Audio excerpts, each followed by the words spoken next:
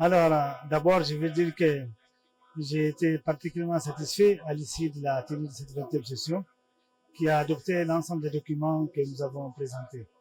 Les questions qui ont été adoptées, il s'agit de faire le bilan de la mise en œuvre du plan national de réponse au de l'année 2023, faire l'état de mise en œuvre des recommandations et aussi formuler à l'occasion de la 19e session tenue l'année dernière et aussi adopter, approuver les documents de planification pour l'année 2024. C'est de ça qu'il s'agit et les travaux se sont bien déroulés. Et tous les participants ont activement participé et contribué à cette session.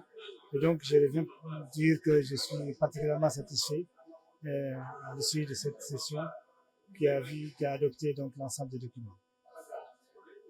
C'est bon, c'est bon. C'est bon, vous allez faire un montage. L'appréciation moyenne de la campagne agricole 2023-2024 dans l'ensemble du pays dénote que le Mali enregistre une production céréalière prévisionnelle estimée à 10 412 252 tonnes, soit une hausse de 3% par rapport à celle de l'année dernière et de 4% par rapport à la moyenne quinquennale.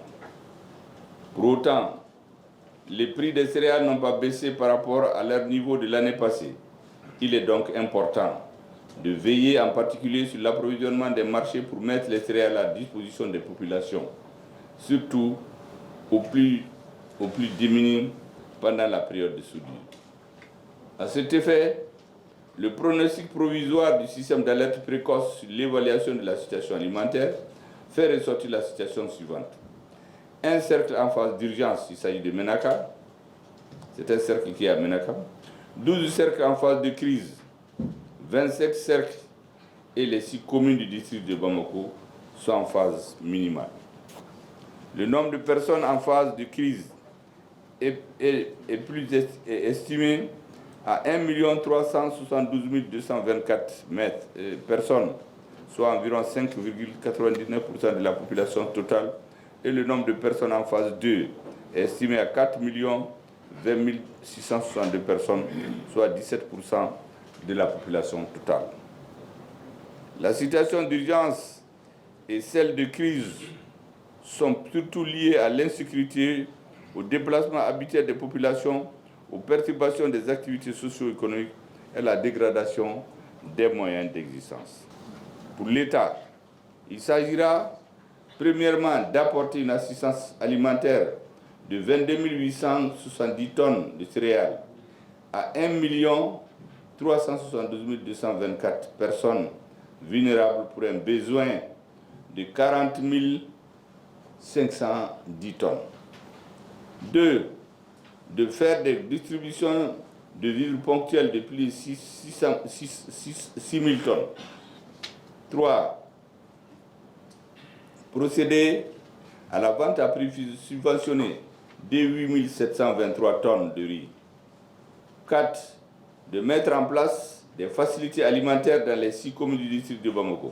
Et enfin 6, de garantir un accès alimentaire et une diversification de modalités de réponse au profit de 600 ménages vulnérables.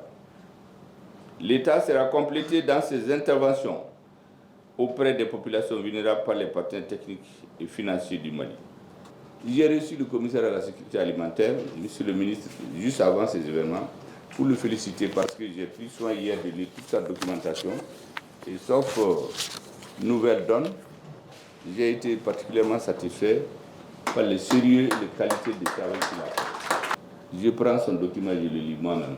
Donc j'ai consacré à peu près une demi-heure hier pour lire tout ce qu'on m'a donné dans le courrier et j'ai été particulièrement satisfait. J'ai tenu à le lui dire dans mon bureau avant cette séance-là.